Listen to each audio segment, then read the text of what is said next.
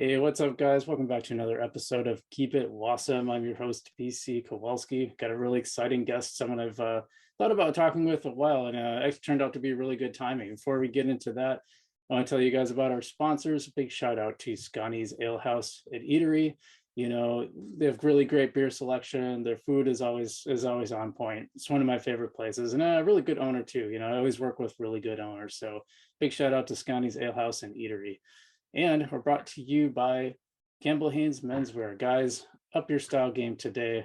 Check out Campbell Haynes Menswear right on the corner of Jefferson and 3rd Street. And Patrick and Ken are going to treat you right. They're good folks, run a good business. And actually, a lot of people think they're more expensive than the big box stores, but it's actually not true. So go check them out. Campbell Haynes Menswear. And brought to you by Verve Salon.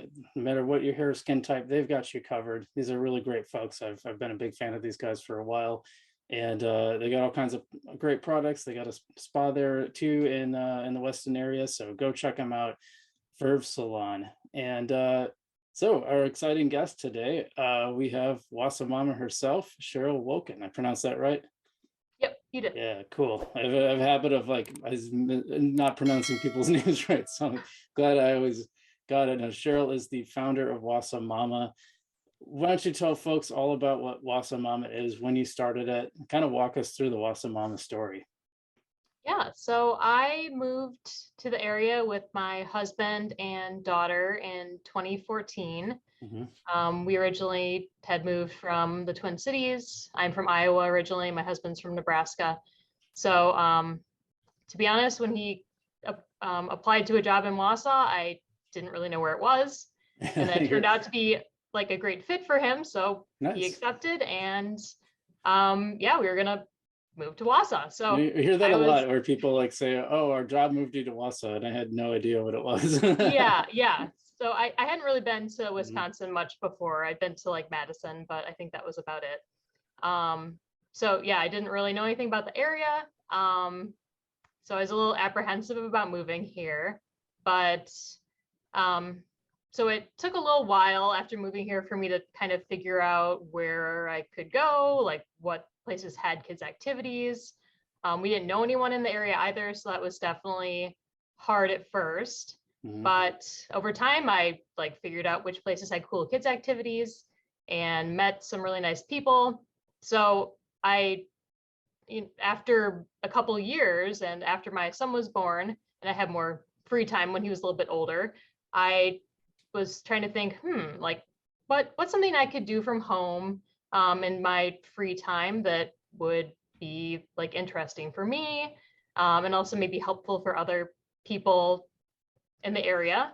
And I knew that other big cities had websites where parents could find all sorts of cool things to do. Like the Twin Cities, I'm sure, has probably at least 4 websites like that for parents, but Wausau didn't have one. So I took everything I had learned over the past like 4 years of finding things on my own and made them into a website for parents. And had you ever created a website before? Did you have some technology background, or was it just, that sounds like it was straight from scratch? Yeah, I done database work before, so I was pretty proficient with computers in that way, but no, I had never created a website before. So yep, I like learning new things, so that was something that was interesting for me, and was a cool learning experience to figure out how to do that on my own.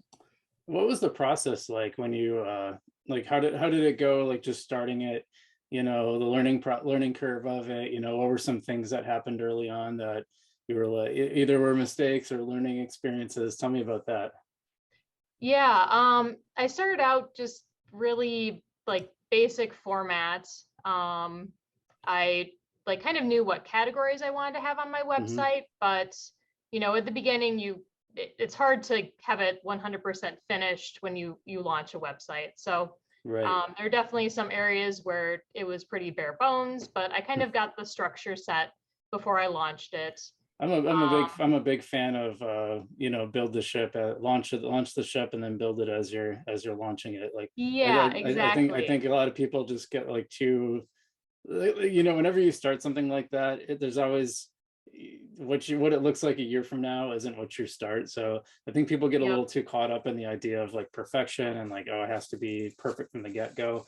And it almost never is anyway. So it's like best to like get it to kind of a good enough stage and then start like tinkering and building and fixing. And I don't know, that's always been my approach to those things. Yeah, definitely. Mhm. So like I did have a couple things go wrong. There was something wrong with like some programming side of something in my website. So it was down for like, I think right after I like announced it to the Mhm. public, it went down for like a day. Oh wow. So I had to call like tech support, and they had to put in some other sort of code or something so it wouldn't be crashing. But yeah, that was definitely a little stressful at the beginning because I Oh, was I like, bet. oh, here, I'm putting this out here, and then oh, not available. Sorry. Yeah, no, oh, that's got to be disappointing timing. Yeah, but since then, whatever they did, Mhm. whatever like patch they applied or whatever, it's been fine now. So that was good at least. And you've really grown this thing now. I mean, you got a whole bunch of categories on the sites. It's pretty robust, and it sounds like you have a pretty robust newsletter going too. Yeah. I definitely have a lot more subscribers as of late due to my book that's coming out. I think a lot of people have been drawn to my website after hearing about the ABCs of Wausau. I imagine too, it's probably, well, I don't, I guess you might not have been quite long enough to experience this, but I'm guessing there's an element of churn there too, because when people's kids age out, maybe they don't need the same activities anymore. Like, have you experienced that where it's kind of like you're going through cycles of parents? A little bit, I guess. Mhm. A lot of things I put on my website are just like for the some of the like activity guides and events. They're not all just for kids. So That's like I'll true. put some of the bigger events that happen in the area. So I think some people, even who have older kids, they'll still check and see what's happening. Like they're not gonna Mhm. want more like the mommy and me sort of activities, but Right. the bigger events are generally appealing to Mm. everyone. What's something that surprised you about the site or the newsletter? Did people resonate with something that you didn't expect them to, or Um, I guess one thing that I found was interesting is that I have a page about midwives and doulas, and I have had like a lot of comments from people saying that they really appreciated that resource. We Mhm. don't have a whole, a very big um, selection of midwives in the area, but I think that's something that pregnant women are interested in learning more about. And there wasn't any like resource that had those sorts of people listed. So I've had a lot of people commenting to say that they appreciated that page. And how do most people find you? Has it been a lot of word of mouth, or is it a lot of SEO, or kind of a mix of a whole bunch of things? Yeah, it's definitely a mix. I have some really good like page rankings for different search terms. So like if you look Mhm. up Wasa kids activities, I'm usually the number one search result for that, Nice. which is great. And I'd say my seasonal guides are something that are really popular with people too. So I think if people are searching for like Wasa summer activities for kids or something like that, Mhm. a lot of people can find me just through Googling different things. But yeah, I'd say also on Facebook, it's always really cool when other organizations share my content. And yeah, just word of mouth, I think, too.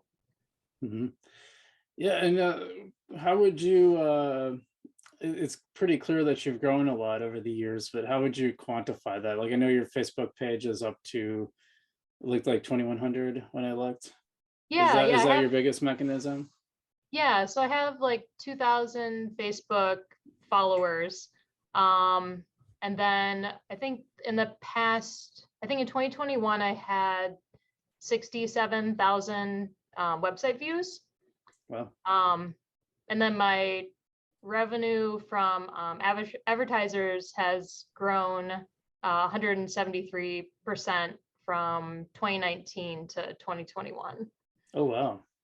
I actually just did a entrepreneur leadership course through Mhm. McDevco, and I had my Oh, nice. presentation last night. So I had all of those metrics ready for my presentation. So that's why I know them all right now. Well, that's some really great timing. I mean, do you feel like you've sort of built a new Wasa institution? I like to think so. And I think Mhm. just this year is the first year I haven't, had a child at home with me. Oh, So okay. for the previous 4 years, I was either, spending a lot of time with my son when he was at home. In 2020, I homeschooled both of my kids. Mhm. So and then in 2021, my son was still home with me for part of that. So this is really the 2022 will really be my first year where I've had more time to really devote to the website.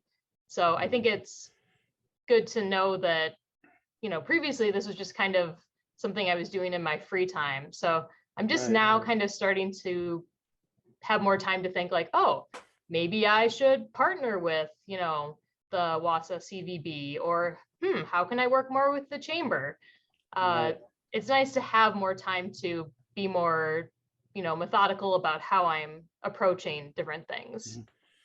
Yeah, that makes a lot of sense. I think that those partnerships could be really useful for you in moving forward. And we were talking a little bit offline about the new CVB director, and he's got some pretty exciting ideas in the works. And I saw on the Sherpa site you taking advantage of that already. That's pretty cool.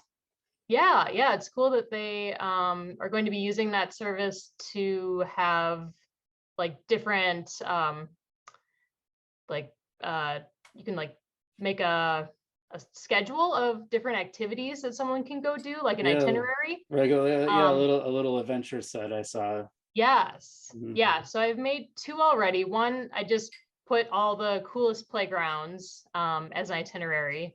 So, Mhm. and I'm not sure if anyone would really be able to go to all, I think it's seven that I put on there, all seven Yeah. of them in one day, but it just gives people an idea of what they look like and which ones would be Right. cool to go visit.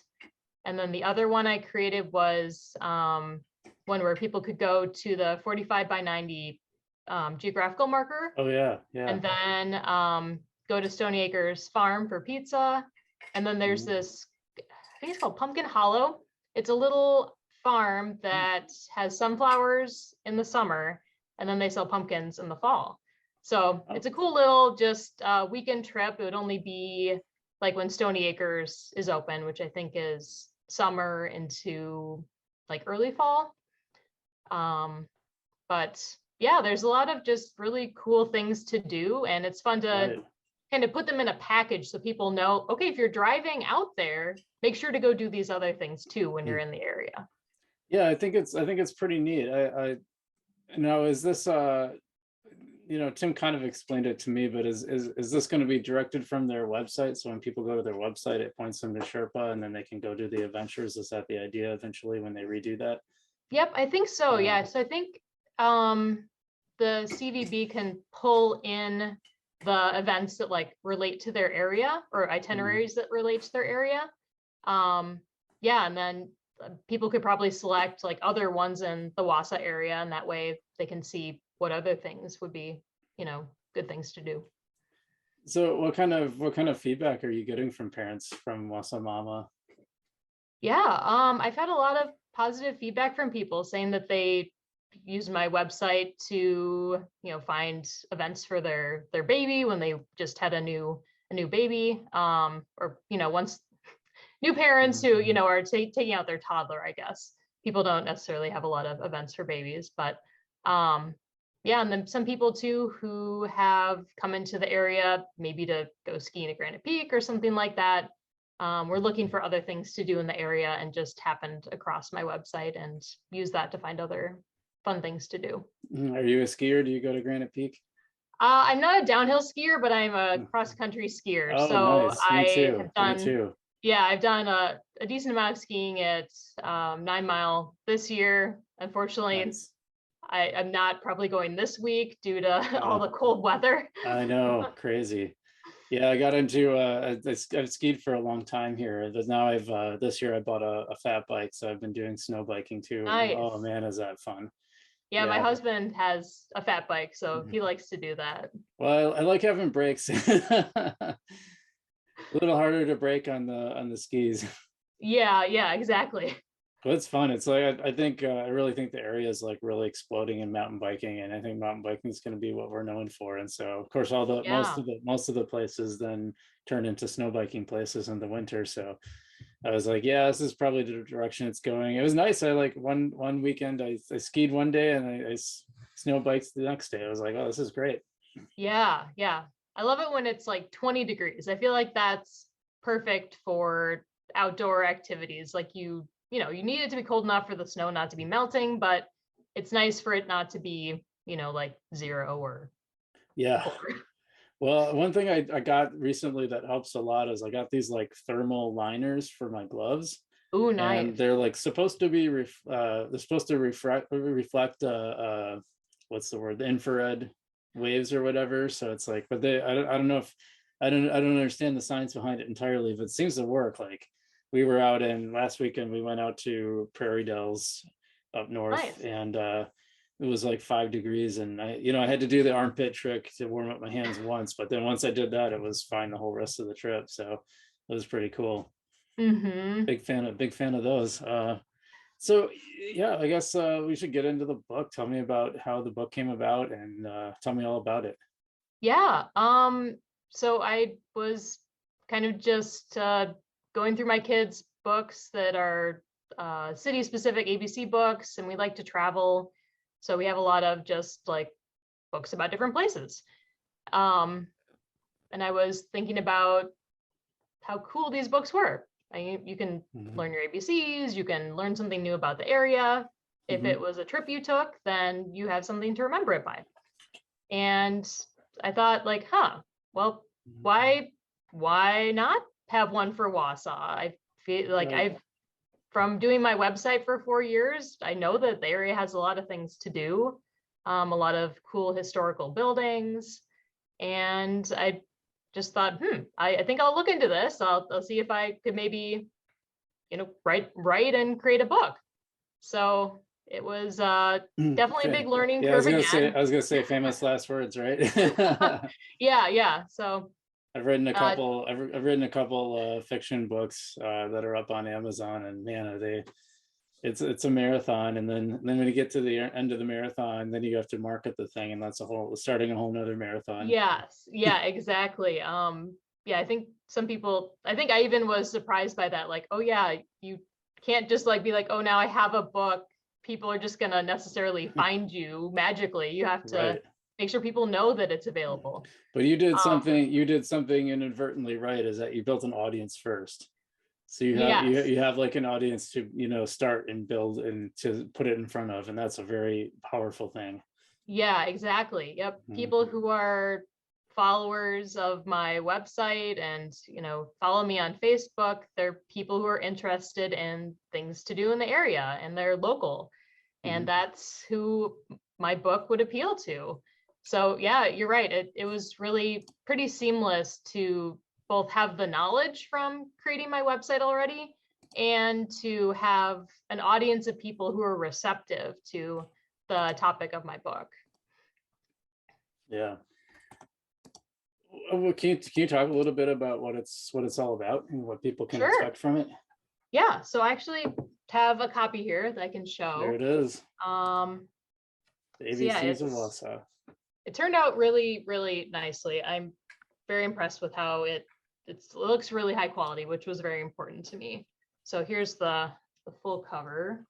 Wow, look at There that. we go. Got Jessica Kopecki's cool mural here on the back. And then, so towards one of the first pages is this really cool map. So that was created by Crystal Barker. Make sure I got her name right. Yes, I did. And I've got my little dedication page and first part of Yeah, my title there. And then it just goes through with a spread for each letter of the alphabet. So like the big letters and text. And then I have a little like do you know and tip section on each page too. Wow, look at that. And then I tried to do like bright, fun colors.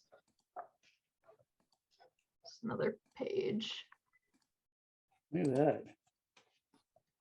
So That we turned got out the really tower nice. and then That does turned- the Eau Claire County Park. That turned out really well. Yeah, I think it really did. And I got my sponsors for my book too at the end. So these organizations, they got their name in the book, but then they also are donating copies to local kids. So some of the organizations are just using them at their own organization if they're a nonprofit. And then otherwise they're going to local kids. Oh, that's really So I'll be neat. doing those disbursements sometime soon, dropping off all the copies that were donated. Wow. How did you did you go through Amazon for that, or how did you have that printed? Tell me about that. Yeah, so it definitely, I feel like takes a long time to figure out who to print with. That's one of the trickier things if you're doing like independent publishing. Yeah. So I created my own publishing company, and then wow. so it's called Cloudy Books Press. Mhm. And I was initially just trying to figure out, is it going to be feasible to print this myself? Some printing companies, the price of the book that the author pays sometimes is so high that you almost can't make a profit on Right. the printing. Yeah. Which, if that was going to be the case, then you know, I was hoping that wouldn't be the case, because you don't want to find out you're putting all this work into a product and then, you know, you're basically losing money when you sell it. Exactly. So I was at first thinking maybe I would have to print in China. I know a lot of other authors in some Facebook groups that I'm in print in China because it is a lower cost for printing, but then shipping sometimes normally can take probably at least a month. You have to have your books come over on like a cargo container on a ship, and that just takes a while.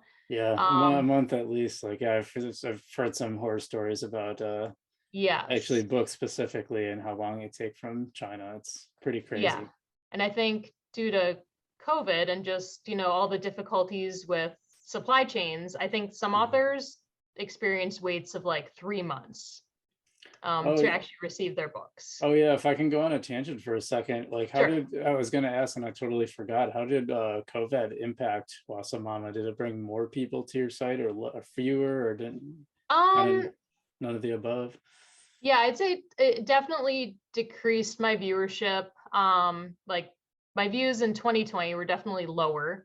But that didn't really have events to point people towards. Exactly. Yeah, it was a whole combination of things. So there were fewer events.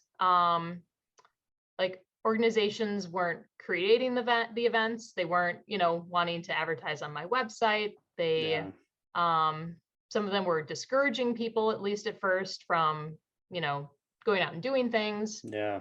And then also I experienced that with the podcast too. It was like I just started like picking up sponsors, and then like COVID hit, and I'm like, they're all shut down. And you know, I just reached out. I was proactive. I just reached out to him and I said, look, guys, you guys aren't open. I'm not gonna like hold you to this. Like you guys can come back when, you know, things are normal again, whenever that is. And and then it was around the summer of 2020 where I had the first one came back and said, hey, you know, we're starting to open back up again. We're doing outdoor stuff and we want to come be a sponsor again. And it's cool because, like, you know, it does cost money to put on the podcast. The hosting isn't free. I think I pay like $16 a month for that, and you know, I buy some equipment here and there. But now I've got my 3, and you know, sometime soon I might add 1 or 2 more. But yeah, it sounds like I'll let you continue. Sorry about that. Oh no, that's it's interesting to hear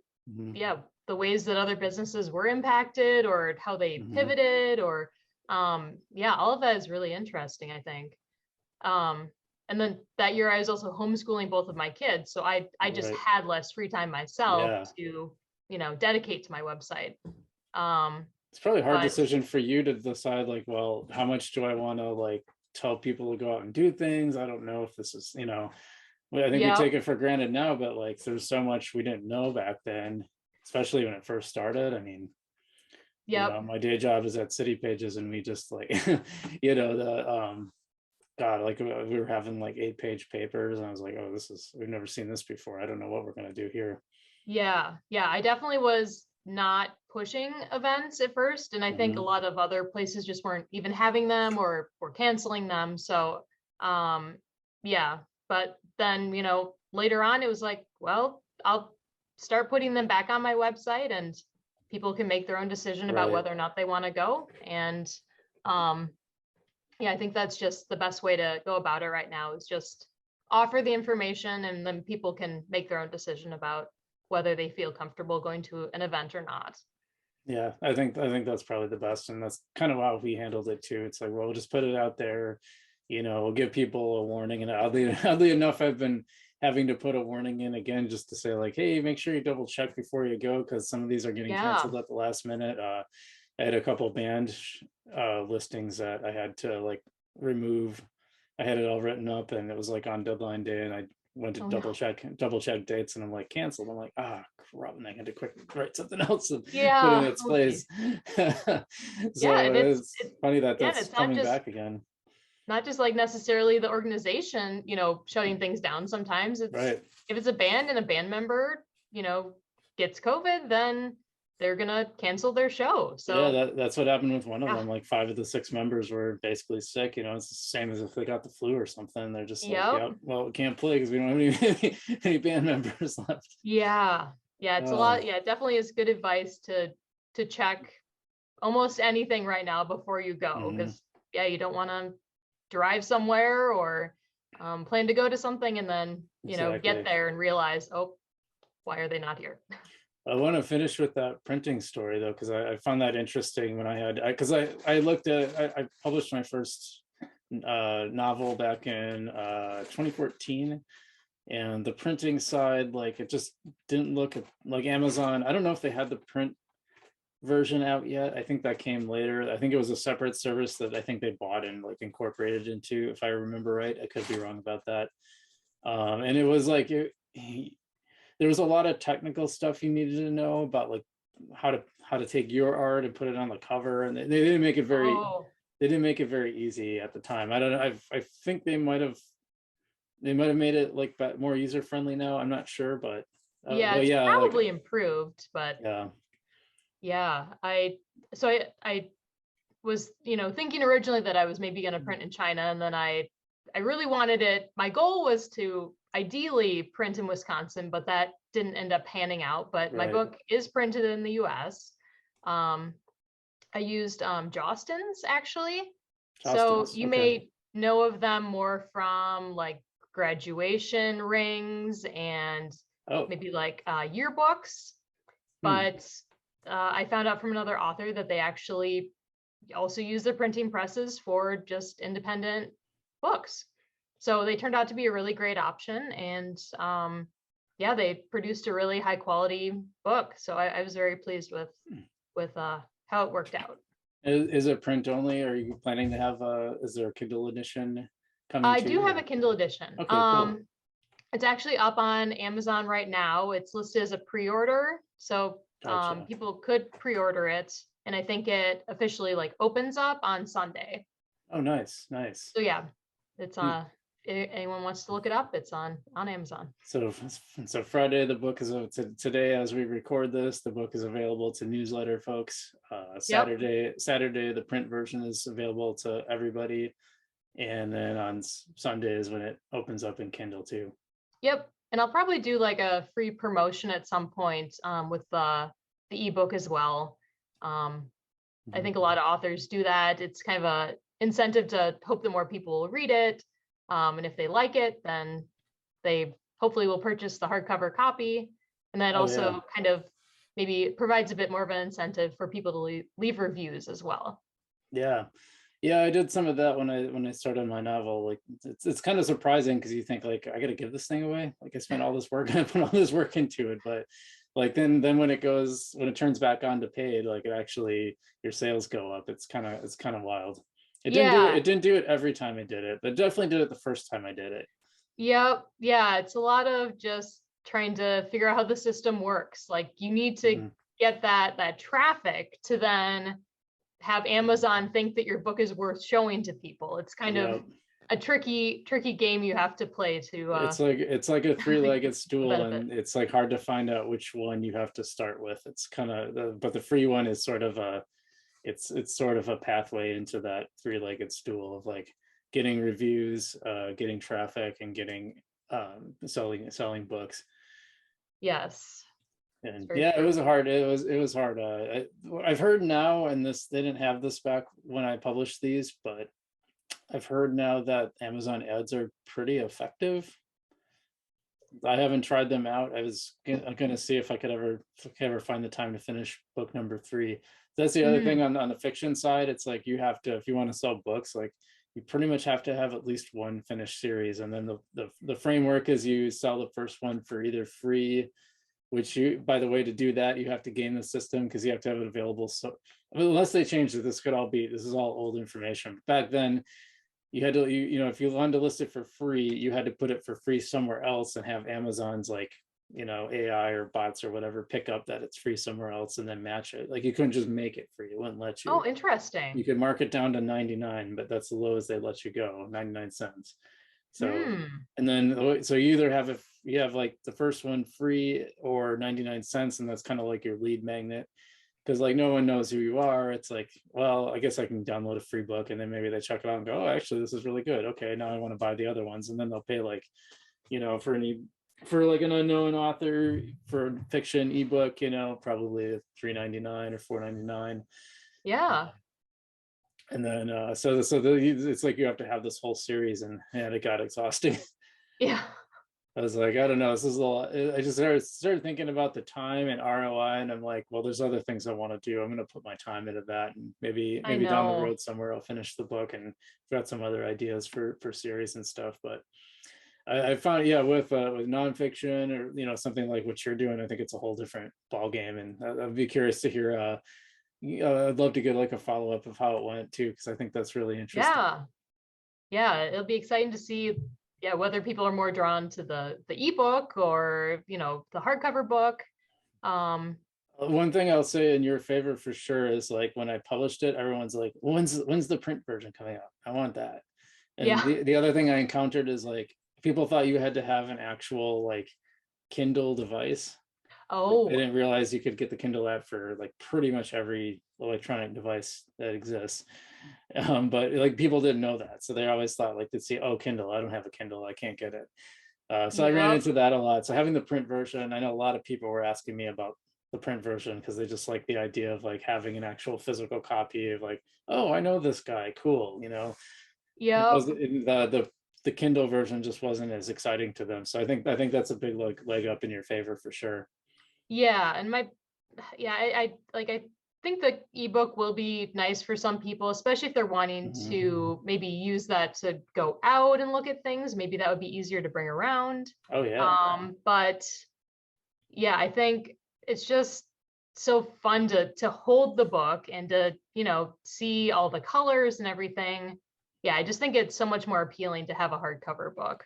Yeah, especially when it's like a local creator, you can say, "Hey, I've been following this website for like 3 or 4 years, and now there's an actual physical book." And I think Yeah. people just like to have that as almost like a symbol, or like a, hey, this is, it's like a little like token of I follow this person, and now I've like supported them, and I have this in my possession, and Yeah. also looks like a really useful book. So like that's really cool.